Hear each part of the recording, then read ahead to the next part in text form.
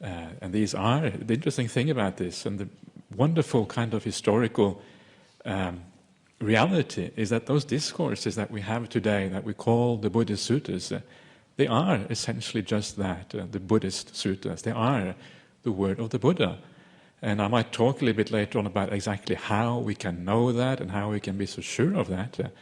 But it's an amazing kind of historical thing when you think about it. 2,500 years later, we still have pretty much what the Buddha talked about at that time.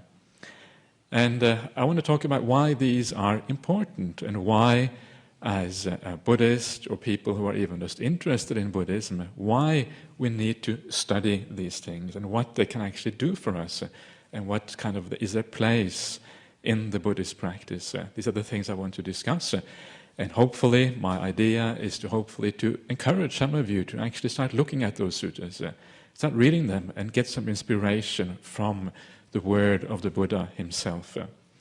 Because as far as I'm concerned, this is actually a very important part of the Buddhist path. And one of the things that I have always noticed when I have been traveling, I travel occasionally, not that much, compared to Ajahn Brahm, I travel hardly at all, but I still occasionally go in different places, overseas even.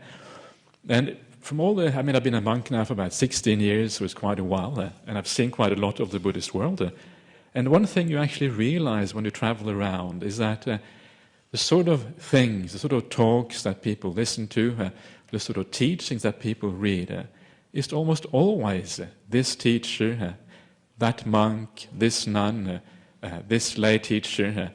It's perhaps the Maha Sayadaw tradition or the Goenka tradition, or it's the Paug Sayadaw tradition, or it's the Visuddhimagga tradition, or the Abhidhamma tradition, or it's the Ajahn Brahm tradition, or it's the whatever other traditions are there. There are all these traditions out there. Everybody's practicing this kind of systems of thought, following a particular teacher.